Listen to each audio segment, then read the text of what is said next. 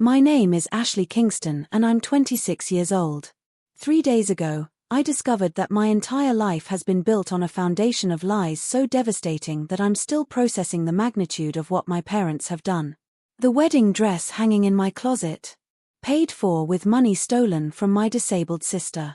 The medical degree on my wall. Funded by systematically draining my sister's disability benefits and inheritance. But here's the part that haunts me most: I wasn't just a victim. I was the weapon they used to destroy the person I should have protected. Before I continue my story, if you're watching this, please drop a comment letting me know where you're from. Hit that like button and subscribe to hear more stories about family secrets, medical fraud, and what happens when the golden child discovers the gold was stolen. Have you ever found out something about your family that changed everything you thought you knew about yourself? Growing up in the Kingston household meant understanding your place in a carefully constructed hierarchy. My father, Robert Kingston, was the respected principal of Lincoln High School. My mother, Patricia, a former registered nurse who gave up her career to manage our family. Then there was me, Ashley, the golden child who could do no wrong, and my younger sister Emma, born with spina bifida, who used a wheelchair and was consistently treated as both a burden and an inspiration depending on what narrative suited my parents at any given moment. From the outside, we looked like the perfect family. The principal's family that overcame adversity with grace. Robert was known throughout our community for his dedication to education and inclusion. Patricia volunteered at medical fundraisers and spoke at disability awareness events. I was the pre-med student who would follow in my mother's healthcare footsteps, and Emma was the brave disabled daughter who inspired everyone with her resilience. What I didn't understand until 3 days ago was how carefully this narrative had been crafted to hide the systematic financial abuse happening right under my nose. The dynamics I grew up with seemed normal to me. Emma was often sullen and withdrawn, which my parents explained as natural given her challenges.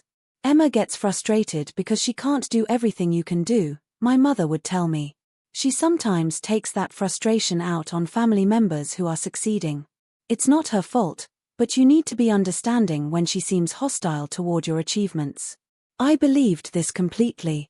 When Emma would glare at me during family dinners where my academic successes were celebrated, I thought she was jealous.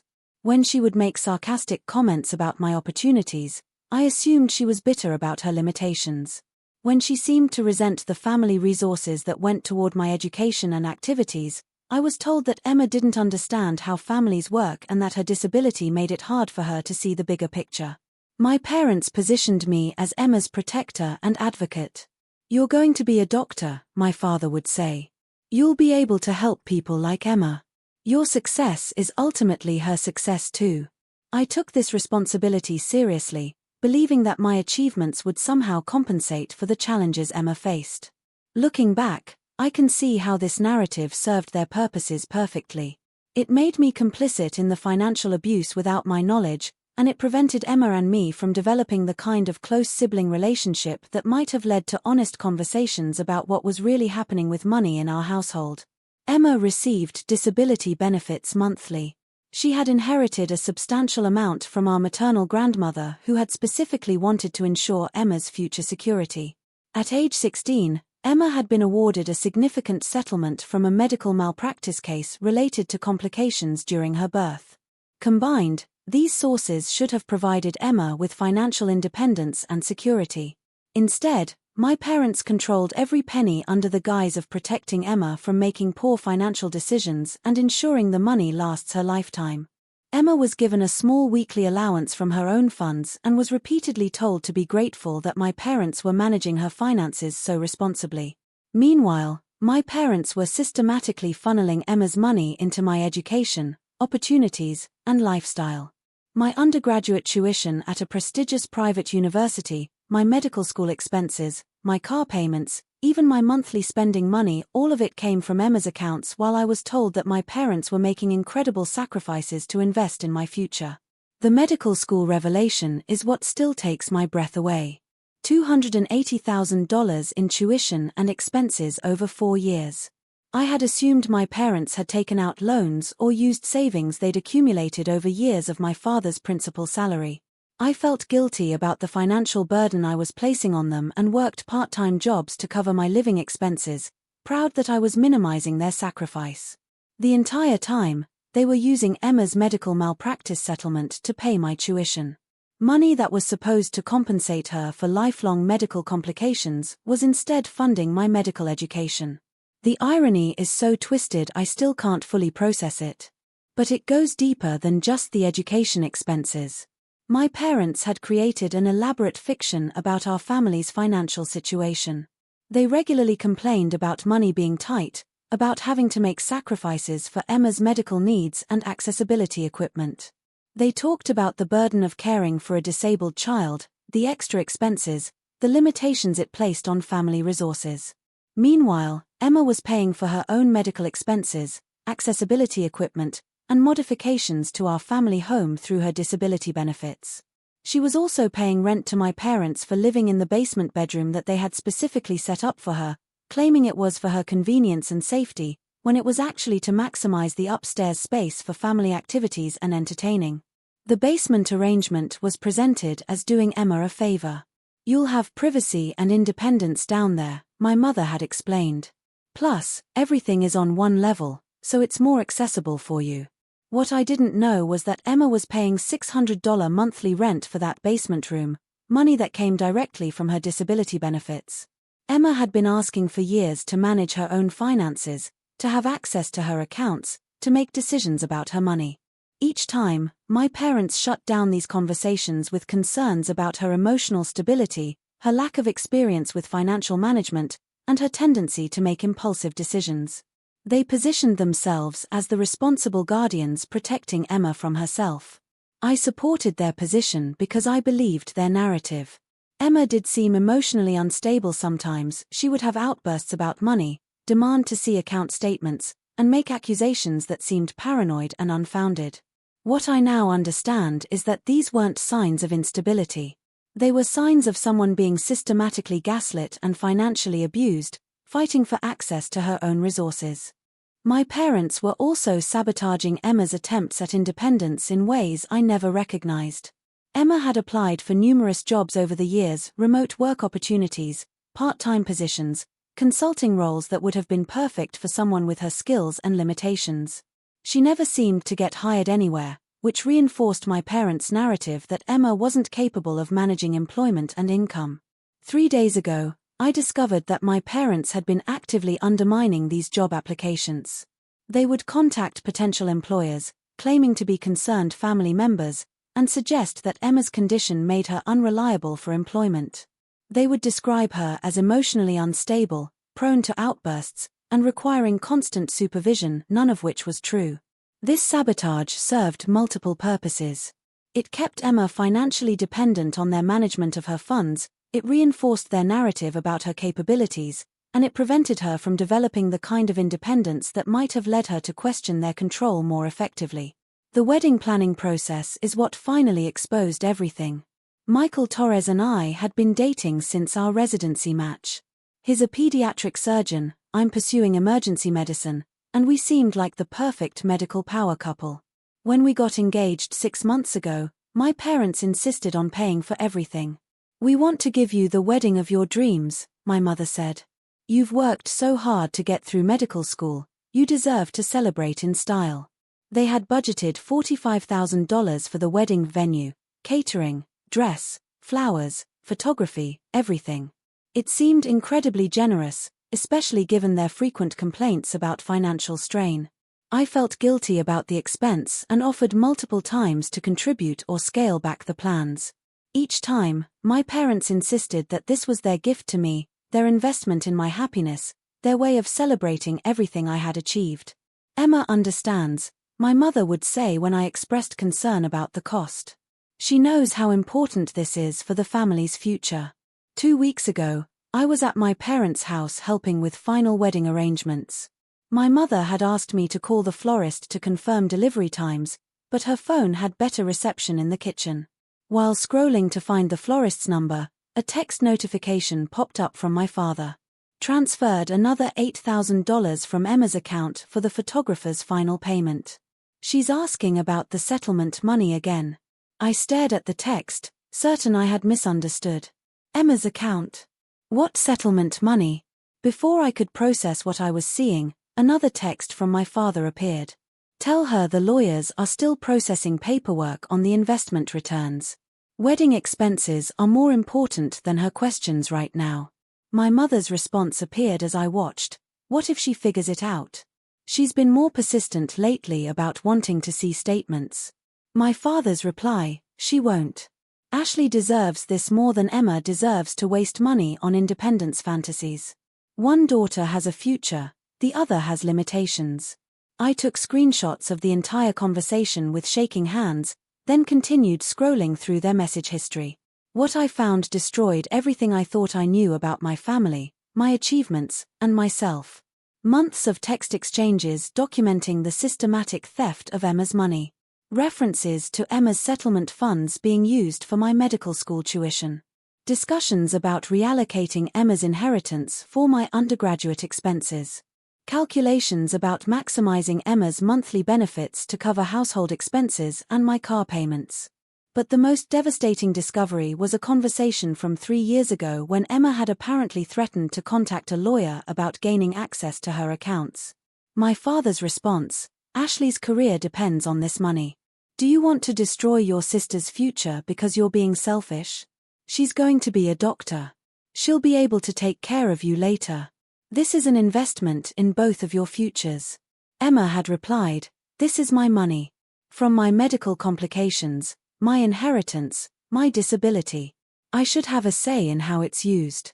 My mother's response, your complications were expensive for this whole family. Ashley lost opportunities because we had to focus on your needs.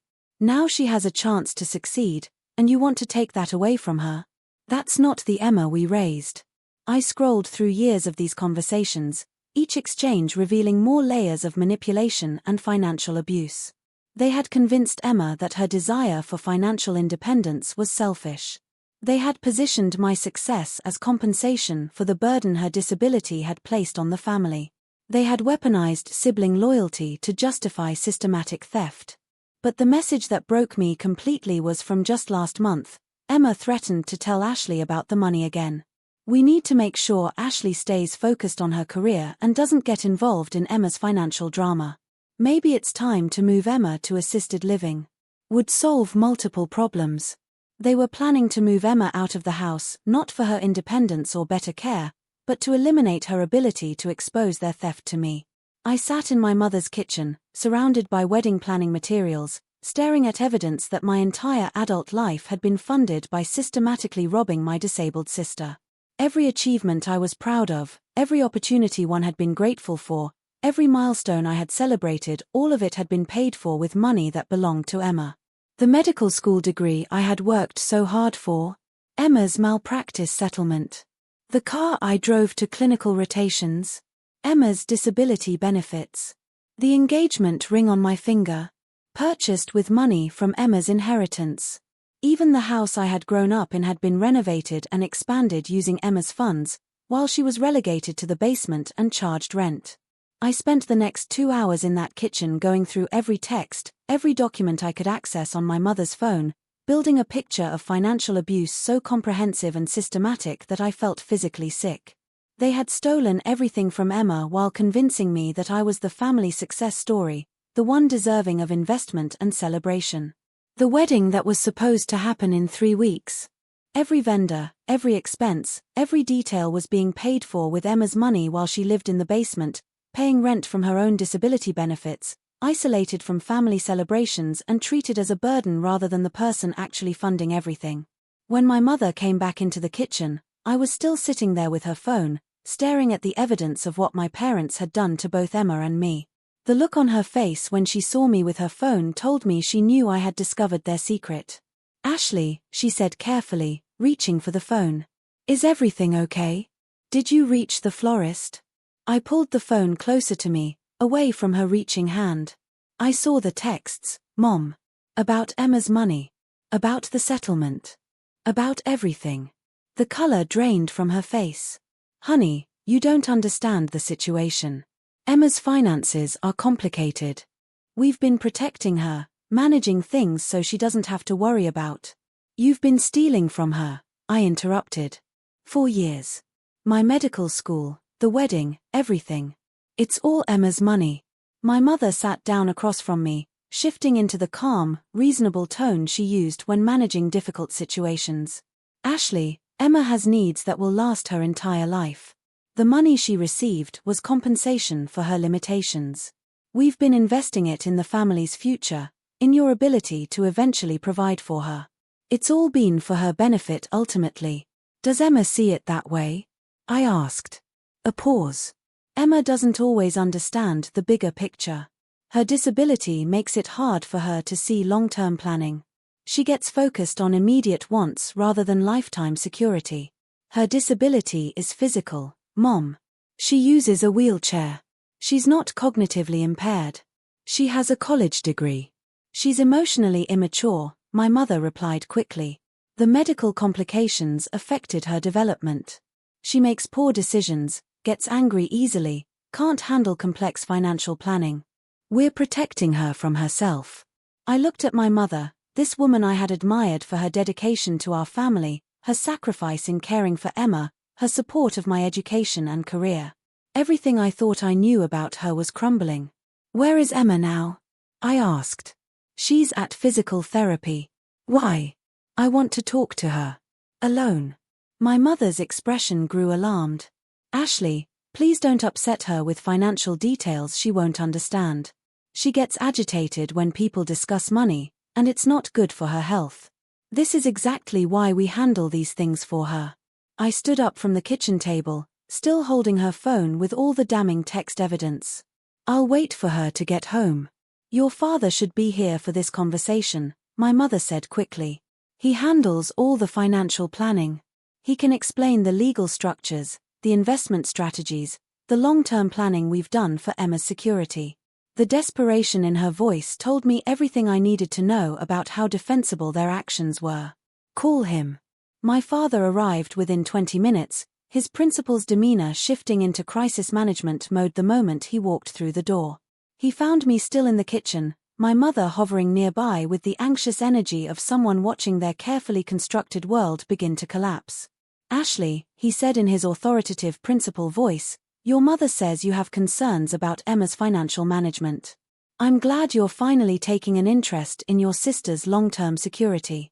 I showed him his phone with the screenshots I had taken. I have concerns about you stealing Emma's money to pay for my education and wedding. His expression didn't change, but I saw the calculation happening behind his eyes. Those are private family communications taken out of context. The financial arrangements in this family are complex, and they've been structured by professionals to maximize benefit for everyone involved. Who's professionals? When did Emma agree to this structure? Emma isn't capable of making complex financial decisions, he replied smoothly. We have legal guardianship over her financial affairs because of her disabilities. Everything we've done has been within our legal rights as her guardians and has been in her best interests. This was the first I had heard of legal guardianship. When was guardianship established? A slight hesitation. When Emma turned 18, we went through the proper legal channels to ensure her finances would be protected. I want to see the guardianship paperwork. That's not necessary. The important thing is that Emma's needs are met and her future is secure. Your education represents an investment in both of your futures. When you're established in your medical career, you'll be able to provide for Emma in ways we never could. The circular logic, the same justifications I had seen in the text messages, the positioning of theft as investment, it was exactly what Emma had been fighting against for years while I dismissed her concerns as emotional instability. Where is Emma? I asked again. She's still at physical therapy, my mother answered quickly. But Ashley, please consider how this conversation will affect her. She's already prone to depression and anxiety about financial security. If you tell her that you've seen private family discussions about money management, it will only increase her distress. I was starting to understand how thoroughly my parents had isolated Emma from any support or advocacy. Every potential ally was warned away with concerns about Emma's emotional fragility. Every attempt Emma made to assert autonomy was reframed as instability requiring management. I'm going to wait for her, I said. My father sat down at the kitchen table, switching tactics. Ashley, you're about to start your residency. You're getting married. You're at the beginning of your career and your adult life. Do you really want to blow up your family relationships over financial arrangements that have already been made and can't be changed? Can't be changed? The money has been spent, invested in your education, committed to your wedding expenses. Even if Emma wanted to pursue some kind of legal action, which would destroy this family and accomplish nothing, the funds aren't recoverable. They've been used for their intended purpose, securing the family's future. This was the threat I would hear variations of over the next several hours. The money was gone, the damage was done, pursuing justice would only cause more harm. I should focus on my future, be grateful for the opportunities one had been given, and not destroy family relationships over accounting decisions that were in everyone's best interests. When Emma finally came home from physical therapy, the tension in the house was suffocating. My parents flanked me in the living room like guards, positioning themselves between Emma and any private conversation we might have. Emma wheeled herself into the living room and immediately sensed the atmosphere. "What's going on?" she asked, looking between the three of us. "Ashley has some questions about family finances," my father said before I could respond. "We were just explaining how we've structured things to benefit everyone in the family." Emma's expression changed, becoming wary and defensive. "What kind of questions?" I looked at my sister, really looked at her for the first time in years without the filter of my parents' narrative about her limitations and emotional instability. She wasn't fragile or immature. She was guarded, hypervigilant, and exhausted from fighting battles no one had helped her fight. "Emma," I said carefully, "I found out about your settlement money. And your inheritance. And your disability benefits. I know where my tuition money came from." The silence that followed was deafening. Emma stared at me for a long moment, then looked at our parents, then back at me. When she spoke, her voice was quiet and controlled. "How much do you know?" "I know they've been using your money to pay for my education and the wedding. I know you've been asking to manage your own finances for years. I know they've been telling you that you're not capable of making financial decisions." Emma's eyes filled with tears, but her voice remained steady. "Did you know before now?" The question hit me like a physical blow. "No, I swear I didn't know. I thought they were sacrificing to pay for my education. I thought the wedding was their gift to me. I had no idea it was your money." "Emma," my mother interjected, "you know Ashley would never have accepted help if she knew it would compromise your security. She's always been concerned about being a burden on the family financially." Emma's laugh was bitter. "A burden on the family? I've been funding this family for 8 years." My father leaned forward in his chair. "You've been supported by this family for 24 years. The money you received was compensation for limitations that affected all of us. We've invested that money in Ashley's future, which ultimately benefits everyone." "My limitations?" Emma's voice rose. "You mean my disability? The disability that resulted in a malpractice settlement because doctors made mistakes during my birth? That money was mine, compensation for what I would live with for the rest of my life. And we've used it to ensure you'll be taken care of," my mother replied. "Ashley's medical career will provide security for all of us." Emma turned to me, her expression a mixture of hope and skepticism. "Is that what you want, Ashley? To use your medical career to justify what they've taken from me?" I felt the weight of years of manipulation settling on my shoulders. The narrative I had been fed about being Emma's eventual protector and provider, the responsibility I had accepted for her future, the guilt I had carried about my opportunities while she faced limitations, all of it had been constructed to justify the systematic theft of her resources. "No," I said quietly. "That's not what I want." My parents exchanged glances, and I saw them shift into full crisis mode. "Ashley," my father said, his voice taking on the authoritative tone he used with difficult students, "you're emotional right now, which is understandable. But you need to think clearly about what you're considering. Your residency starts in 2 months. Your wedding is in 3 weeks. Are you really prepared to destabilize everything over financial arrangements that can't be changed?" "Emma," my mother added, "you know Ashley didn't know about these arrangements. She's never taken anything from you deliberately. Don't let financial details come between you and your sister. The manipulation was so smooth, so practiced, that I could see how it had worked for years. They were positioning any confrontation of their theft as a conflict between Emma and me, rather than accountability for their actions. How much? I asked Emma directly. How much of your money have they used? Emma looked at our parents, then back at me. Everything. The settlement was $300,000. Grandmother's inheritance was $85,000. My disability benefits are $1,200 monthly, plus I get additional support payments. They've taken all of it except the small allowance they give me back. I felt physically sick. All of it. Your undergraduate tuition, medical school, your car, insurance, even your spending money in college. The house renovations they said were for my accessibility. I paid for those. The basement they moved me to? I pay rent for that space. My father stood abruptly. That's enough. Emma, you know that's not an accurate representation of the financial arrangements. Ashley, your sister gets emotional about money because she doesn't understand the complex planning we've done. Show me the paperwork, I said. Show me the guardianship documents, the financial plans, all of it. Another exchange of glances between my parents.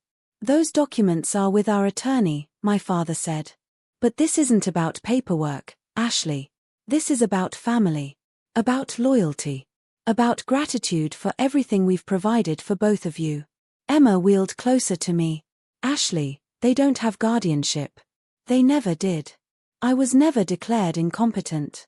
They've been forging my signature on financial documents for years. The room went completely silent. My parents' expressions shifted from crisis management to barely controlled panic. That's a serious accusation, my father said slowly. It's also true, Emma replied. I have bank statements, signatures I never made, documents I never signed. I've been gathering evidence for months. I looked between Emma and my parents, understanding that I was witnessing the climax of a battle that had been raging for years without my knowledge. Emma had been building a case against them while I unknowingly benefited from their crimes. Emma, I said quietly, why didn't you tell me sooner? Her expression was heartbreaking. I tried, Ashley. For years, I tried. But they convinced you I was emotionally unstable, jealous of your success, bitter about my limitations. Every time I brought up money, you would look at me like I was being petty or paranoid. She was right. I remembered countless conversations where Emma had tried to discuss financial arrangements, and I had dismissed her concerns as emotional overreaction or misplaced resentment. My parents had so effectively positioned me as the mature, successful sister and Emma as the difficult, unstable one that I had never taken her seriously when she tried to tell me what was happening. What do you want to do? I asked Emma. I want my money back. I want control of my own finances. I want to stop paying rent to live in the basement of the house that I've been funding. And I want everyone to know what they've done. My father stepped forward. Emma, if you pursue this, you'll destroy this family. Ashley's reputation, her career, her wedding, all of it will be affected by the scandal. Is that what you want?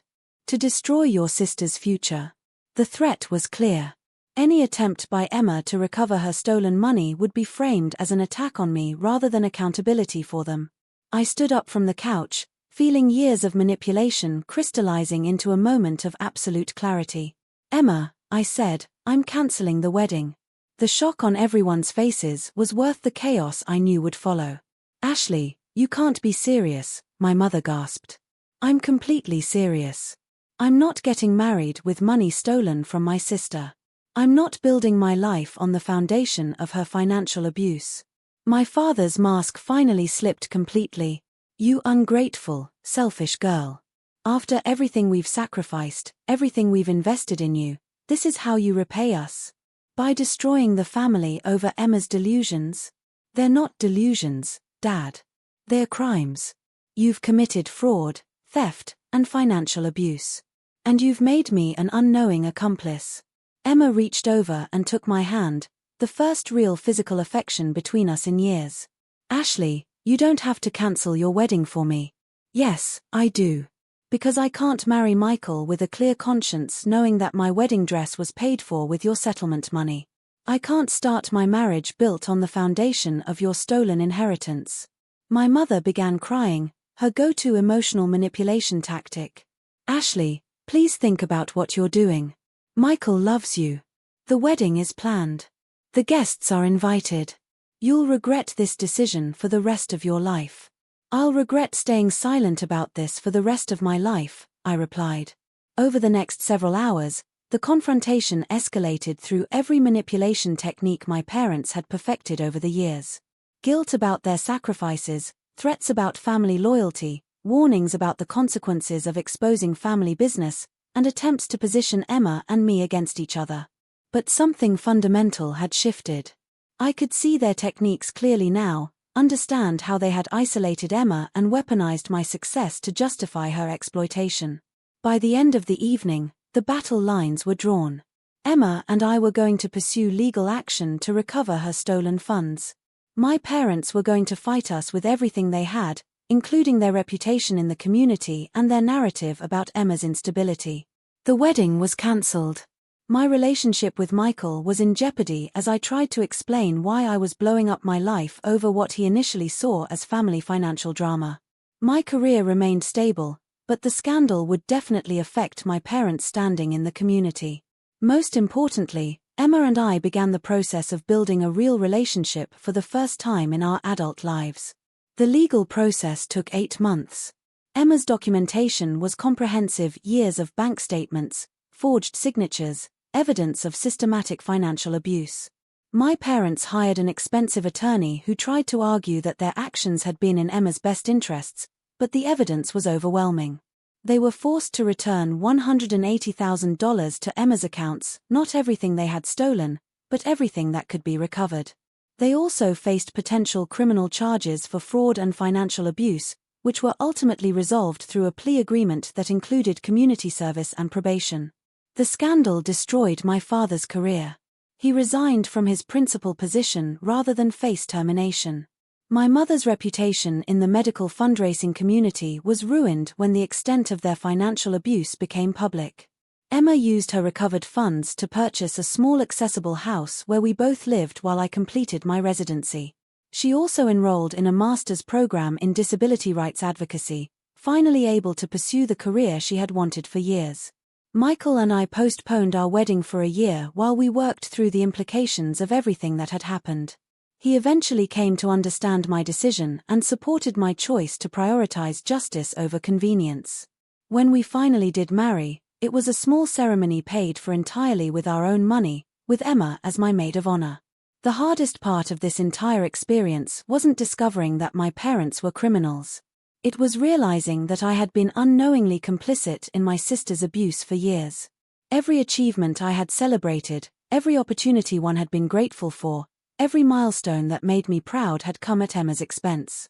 But Emma, with more grace than I deserved, helped me understand that being manipulated doesn't make someone complicit.